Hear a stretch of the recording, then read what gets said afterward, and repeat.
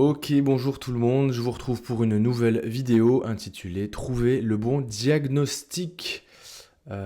Pourquoi? Pourquoi faire un bon diagnostic? Tout d'abord, le bon diagnostic, ça ouvre les bons tiroirs. Quand vous faites un bon diagnostic, déjà, vous mettez le doigt dans la bonne prise en charge. En nommant bien les choses, vous pouvez commencer à bien les traiter, à bien surveiller votre patient évidemment, et puis à dépister et à traiter ses complications, etc. Ça sert également à bien communiquer entre les différents médecins. C'est pour ça qu'il faut toujours se risquer à énoncer un diagnostic à chaque consultation. Donc il faut toujours poser un diagnostic. Quand vous avez un patient qui vient vous consulter, il faut s'obliger à chaque fois de trouver un diagnostic. Il faut s'y risquer, c'est impératif. Je sais qu'il est tentant parfois quand on a des patients qui viennent pour une multiple symptomatologie, on ne sait pas ce qu'ils ont, on ne veut pas se risquer à leur donner des éléments parce qu'on n'est pas sûr de soi, mais à mon avis, il est très important de s'y risquer parce que ça va être la meilleure méthode pour avancer dans la prise en charge. Ça va être la meilleure méthode pour le traiter, pour dépister ses complications, etc.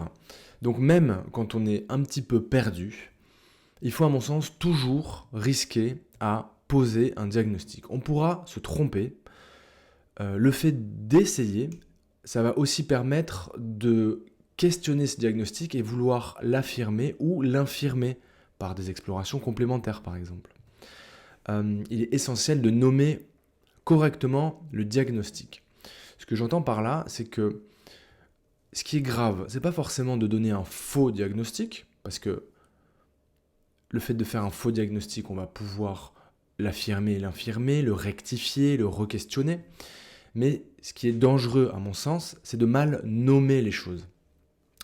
Pour ça, on a des abacs de diagnostic, par exemple les cotations numériques, CCAM, je crois, NGAP et tout ça, qu'en pratique on utilise assez peu. Mais le fait de nommer correctement les choses, ça permet quand même de partir du bon pied. Ce que je veux dire par là, c'est que on ne peut pas se permettre de donner des diagnostics trop flous, trop imprécis. Par exemple, le ballonnement, c'est pas un diagnostic. La fatigue, a priori, c'est pas un bon diagnostic. Une douleur, c'est pas un diagnostic. Il faut s'efforcer à nommer correctement les choses. Et ça se fait avec beaucoup de connaissances, beaucoup de méthodes, beaucoup de patience et beaucoup d'envie. C'est essentiel. Ça, c'est très important. Le diagnostic doit être le plus précis possible. Il faut s'échiner, à chaque fois que l'on voit notre patient, d'avoir une précision de plus en plus affinée de ce dont il souffre. Je vous donne un exemple. Un patient qui vient pour une douleur lombaire, on peut appeler ça une lombalgie, ok, ça va à peu près. On peut l'affiner, ce diagnostic, savoir si elle est aiguë, si elle est chronique.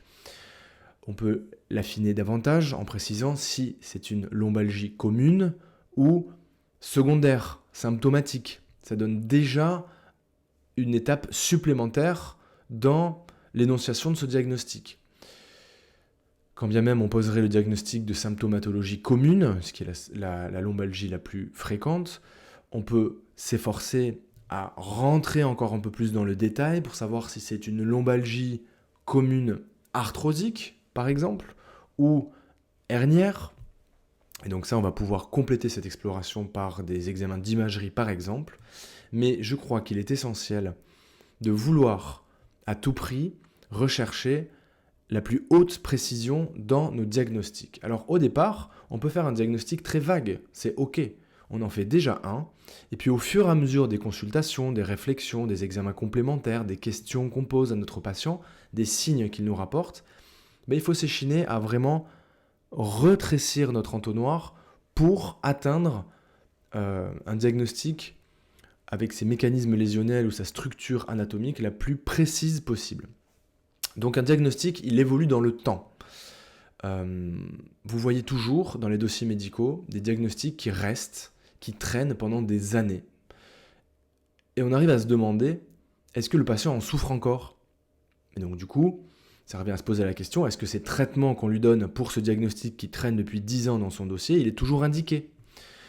Un diagnostic évolue dans le temps, c'est pas parce qu'aujourd'hui on souffre d'une lombalgie commune que dans 3 mois, ça sera également le cas. Peut-être que le diagnostic aura changé, ou il aura évolué, ou il aura disparu, ou on l'aura traité, il aura changé de topographie.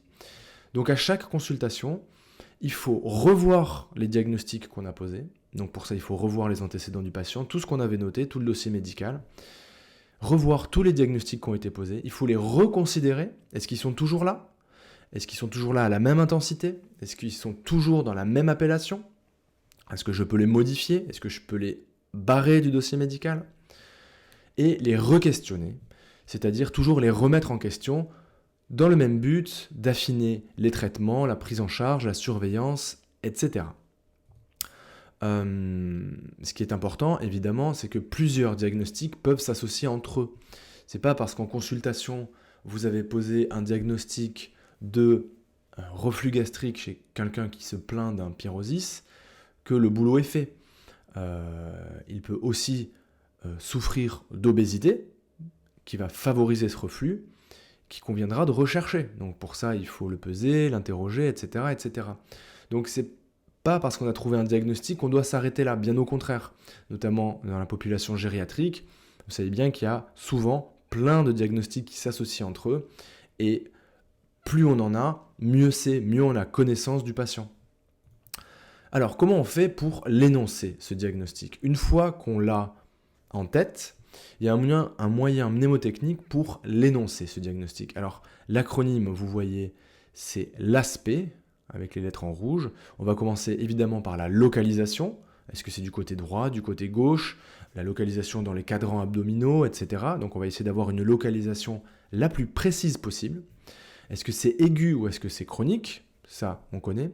La sévérité du diagnostic. Parfois même, il y a des tableaux de sévérité, des grades de sévérité à connaître. La poussée. Est-ce que ce patient est en poussée d'une maladie chronique? Par exemple, un patient qui est diabétique, qui fait une crise d'acidocétose, eh ben, on va l'énoncer comme tel. On va évidemment rechercher dans ce diagnostic l'étiologie précise du diagnostic en cause.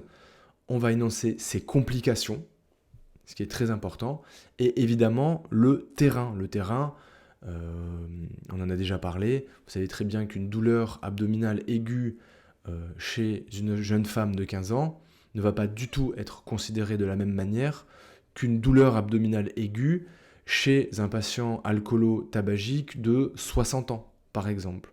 Donc le fait de mentalement se rappeler toutes ces lettres, l'aspect, à chaque fois qu'on veut poser un diagnostic, ça permet de rien oublier, ça permet de rectifier des petites erreurs, et ça permet à chaque fois d'affiner notre diagnostic et de savoir précisément où est-ce qu'on met les pieds, si je peux me permettre.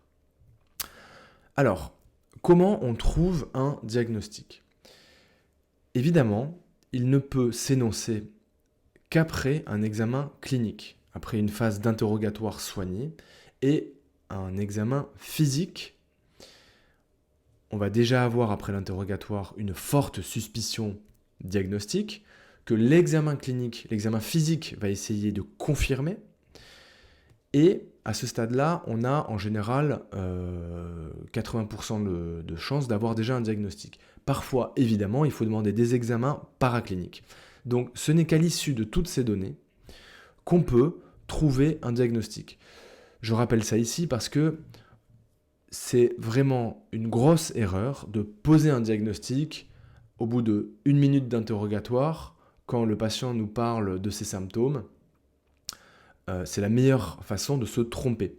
Le fait de faire à chaque fois cette démarche, de l'interroger, de respecter toutes les étapes de l'interrogatoire qu'on a vues dans la précédente vidéo sur l'examen clinique, puis de l'examiner de la tête aux pieds, et éventuellement consulter ces examens paracliniques ou d'en prescrire de nouveaux, ça permet de rectifier tout un tas d'erreurs et de trouver le bon diagnostic. Donc, à l'issue de l'examen clinique et des examens paracliniques, on va se creuser les méninges. Il faut impérativement un temps de réflexion. Ça peut se faire en présence du patient, Comme en son absence, on peut lui demander un moment de réflexion. Ça, c'est rarement fait, mais à mon avis, ça serait très sain de dire au patient, ok, là j'ai besoin d'une minute, je vais vous laisser sortir, je vous laisserai rentrer dans une minute, j'ai vraiment besoin de me poser pour vous délivrer toutes les informations euh, que vous aurez besoin. Donc il faut vraiment se prendre un moment de réflexion, c'est très important. Et je vais vous proposer, pour trouver un bon diagnostic, des moyens mnémotechniques à se balayer mentalement pour pouvoir le trouver. On va réfléchir par appareil anatomique ou par mécanisme lésionnel. La réflexion par appareil anatomique, on en a déjà parlé lors de ma précédente vidéo sur l'examen clinique, c'est le fait de parcourir mentalement tous les appareils anatomiques de la tête aux pieds. Vous vous rappelez, il y avait l'hydratation, les infections, la psy, l'appareil loco, la dermato, et puis après on passe à la tête aux pieds, l'ophtalmo, la neurologie, l'endocrinologie, cardio, pneumo, gastro, rénal, urologie. On en a parlé lors de la précédente vidéo, donc je ne vais pas en revenir, mais je vous avais donné tout un moyen mnémotechnique pour se balayer tous les appareils anatomiques du corps de la tête aux pieds. Une fois que ça est fait, on a déjà une idée sur la structure anatomique en cause de notre patient. Mais ça ne suffit pas. On va associer une autre méthode de réflexion. Et cette fois-ci, on ne va pas réfléchir par appareil anatomique, mais par mécanisme lésionnel. Donc je vais vous le transmettre ici. Quels sont les mécanismes lésionnels qui peuvent être en cause lors de n'importe quelle affection? On y va. C'est d'abord traumatique. C'est toutes les causes traumatiques, les traumas, tout simplement. Donc c'est beaucoup l'apanage de l'orthopédie, mais pas que. Ensuite, tout ce qui est infectieux. Alors moi je pense aux virus, aux bactéries, aux champignons, aux parasites. Ensuite, tout ce qui est tumoral. Est-ce que ça peut être tumoral, ce diagnostic?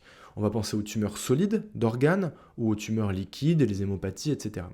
Est-ce que ça vient d'un mécanisme immunologique qui prend en considération le système immunologique avec des éventuelles allergies, des maladies auto-immunes, etc. Le mécanisme, il peut être également métabolique. Tout ce qui est métabolique, c'est-à-dire tout ce qui vient apporter de l'énergie et des nutriments aux cellules de l'organisme. Alors, il y a plusieurs mécanismes possibles. Ça peut être des troubles ioniques, des troubles vitaminiques, des troubles du pH, on pense aux acidoses, etc. Des troubles de la glycémie, par exemple. Bon, il y a plein d'éléments métaboliques qui peuvent rentrer en cause, et ça, je l'ai mis ici. Est-ce que le mécanisme, il est idiopathique? Un mécanisme idiopathique, c'est un mécanisme consacré, qu'on appelle comme ça parce qu'on ne sait pas précisément d'où il vient et quel est le mécanisme en cours. Et c'est OK. Si on a éliminé tout le reste, il y a beaucoup d'affections dont le mécanisme original est idiopathique, c'est-à-dire qu'on ne sait pas. Alors, peut-être qu'on ne saura jamais, peut-être qu'on saura un petit peu plus tard, mais en tout cas, c'est un terme consacré qui convient d'appeler ainsi une fois qu'on peut légitimement le faire après les explorations dédiées.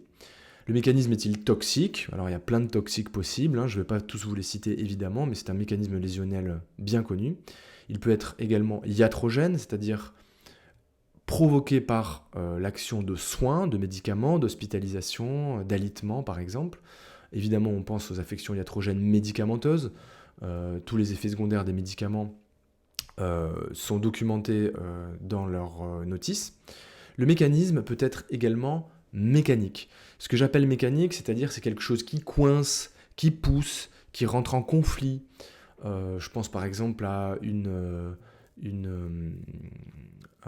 un trouble mécanique digestif, une tumeur digestive qui provoque une complication de par son volume. Je pense par exemple à un conflit de cheville, quand on a une cicatrisation aberrante d'un ligament qui vient bloquer un mouvement normal de cheville.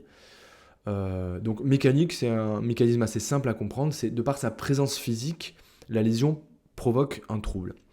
Le mécanisme peut être congénital, c'est-à-dire on est avec, en général c'est génétique, malformatif par exemple. Il peut être vasculaire, on pense aux thromboses, aux hémorragies, tous les troubles vasculaires en général. Il peut être fonctionnel, c'est tous les troubles fonctionnels, par exemple les troubles fonctionnels de l'intestin. Il y en a de plein de diagnostics qu'on qualifie de fonctionnels. Et c'est comme le mécanisme idiopathique, c'est toujours des diagnostics difficiles à poser, mais il faut les poser une fois qu'on a le droit, c'est-à-dire qu'on a éliminé en général tout le reste. Le mécanisme peut être nutritionnel, ce que j'appelle ici un mécanisme nutritionnel, ce sont des troubles provoqués par des carences en nutriments, par exemple, je sais pas, la dénutrition, ou des carences en vitamines, en minéraux, en fer, en que sais-je, ou à l'inverse des mécanismes de surcharge. On pense par exemple à évidemment l'obésité, mais on peut penser à l'amylose, à des dépôts, à une surcharge d'éléments quelque part dans l'organisme qui provoque une infection. Ensuite, évidemment, il y a les mécanismes psychiques et psychiatriques, et enfin dégénératifs, comme la maladie de Parkinson, les presbyacousies, etc., etc. Donc tous ces mécanismes lésionnels, moi je les regroupe là-dedans. Alors j'ai un acronyme qui moi me parle, parce que c'est le mien, parce que ça fait des années que je l'ai travaillé. Vous voyez, quand on prend la première lettre, ça fait TITIM-MITIM-CV-FN-PD.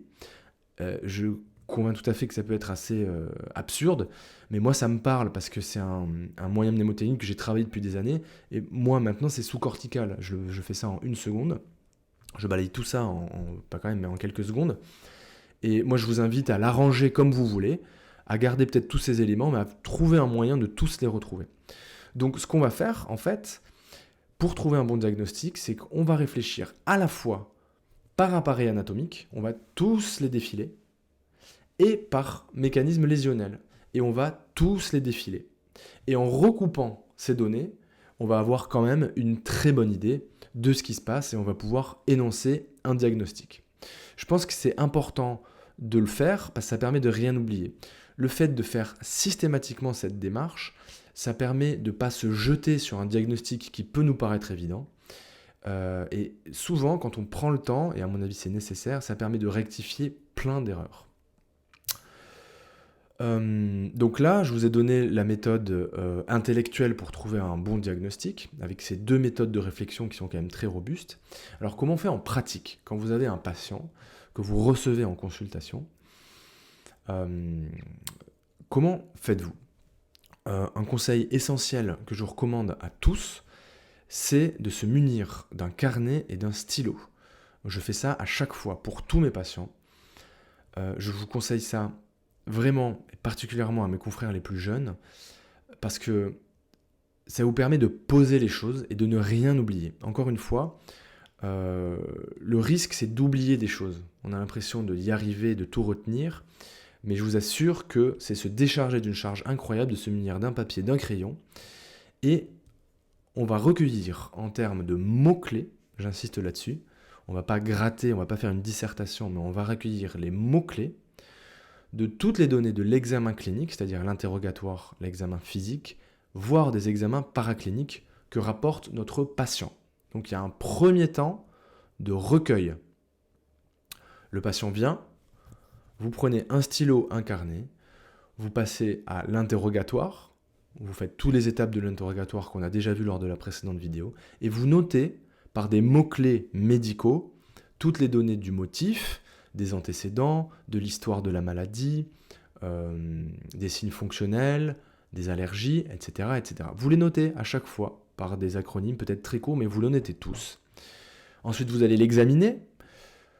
Vous allez palper le ventre, vous allez noter qu'il y a une défense, et bien vous le notez. Vous allez noter que quand vous faites un examen neurologique, il y a un nystagmus, vous le notez. Vous notez tout en mots-clés.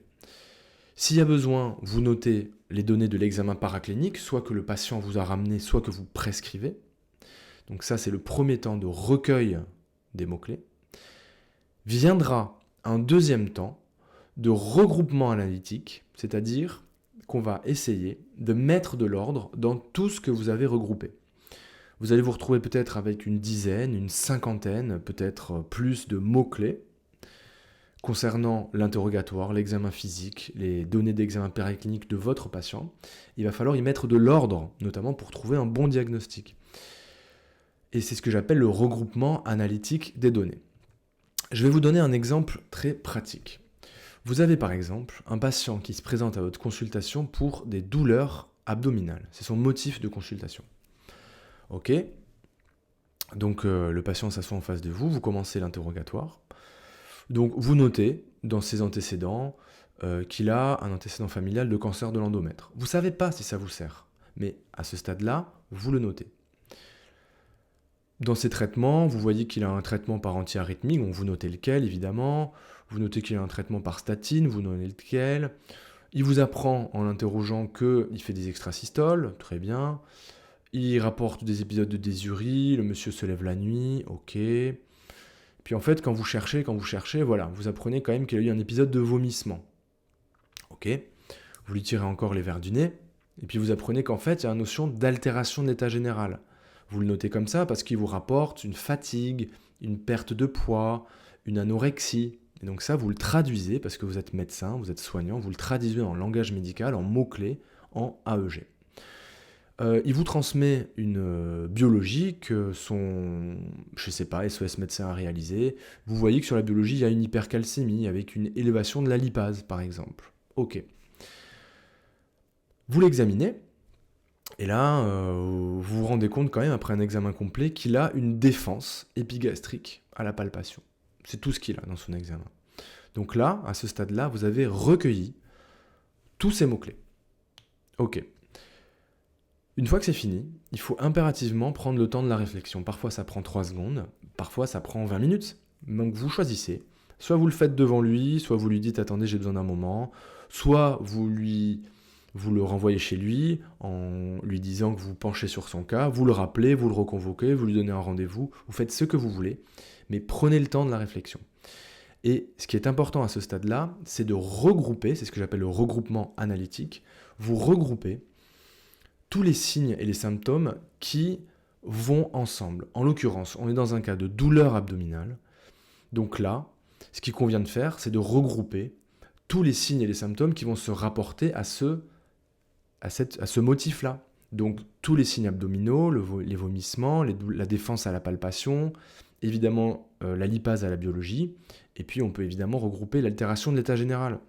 Et quand on regroupe ces informations-là, AEG, vomissement, douleur, défense, élévation de la lipase, évidemment, on arrive au cancer du pancréas.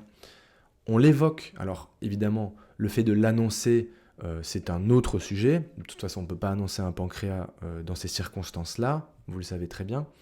Mais au moins, c'est une idée, c'est le premier diagnostic qui nous vient, parce qu'on a regroupé tous les signes qui se ressemblent. On laisse de côté évidemment la dysurie. Ça ne veut pas dire qu'on l'oublie, ça veut dire qu'on y reviendra dans un second temps, parce que là, le monsieur, il vient nous voir pour des douleurs abdominales, donc c'est quand même le motif principal de son inquiétude. On va plutôt s'occuper de ça. La dysurie, a priori, c'est pas urgent. Les extrasystoles, a priori, non plus. Si vous avez le temps, vous lui faites un électro, mais peut-être que c'est pas le diagnostic le plus urgent. Donc c'est ça le regroupement analytique des données. C'est le fait, d'après avoir recueilli comme un policier tous les éléments de son examen clinique et de ses examens paracliniques transmis, vous regroupez les signes qui se ressemblent. En l'occurrence, là, on était plutôt dans le thème de la gastro-entérologie, l'oncologie a priori. Donc ok, cancer du pancréas, on évoque ça. Bon, ben là, à ce stade-là, il convient de lui prescrire un bilan biologique, évidemment des examens d'imagerie pour confirmer ou pas ceci, d'avoir une prise en charge spécialisée qu'on va transmettre à nos confrères gastro-entérologues, etc. Mais on peut aller plus loin. Là, on a trouvé un cancer du pancréas, éventuellement. Mais par exemple, si le monsieur revient, on prend soit ces données-là, le même carnet qu'on avait, soit on en fait un autre, en répétant tout le temps la même démarche à chaque consultation. Je sais que c'est très long, mais c'est quand même un gage de succès quand il y a des cas un petit peu compliqués. Et par exemple, on peut aller un petit peu plus loin. Il y avait une notion d'hypercalcémie dans sa bilan bio. On peut penser peut-être à une étiologie d'hypercalcémie qui est l'hyperparathyroïdie. Et quand on associe, encore une fois, cette notion d'hyperparathyroïdie avec un cancer du pancréas, on peut arriver au diagnostic qui est quand même assez extraordinaire de néoplasie endocrinienne multiple de type 1. Ça, c'est vraiment une histoire de chasse. Je l'ai donné juste en exemple pour vous illustrer le fait qu'on peut toujours aller plus loin pour affiner son diagnostic, pour affiner sa prise en charge. J'espère que ça vous a plu, cette vidéo est terminée. Moi, c'est des choses que j'utilise vraiment au quotidien, qui m'aident énormément. Donc si ça vous a plu, surtout n'hésitez pas à vous abonner à ma chaîne, à me le faire savoir, à réagir à mes vidéos, à mon contenu. Vous pouvez me retrouver aussi beaucoup sur Instagram. Je vous souhaite bon courage et puis à bientôt.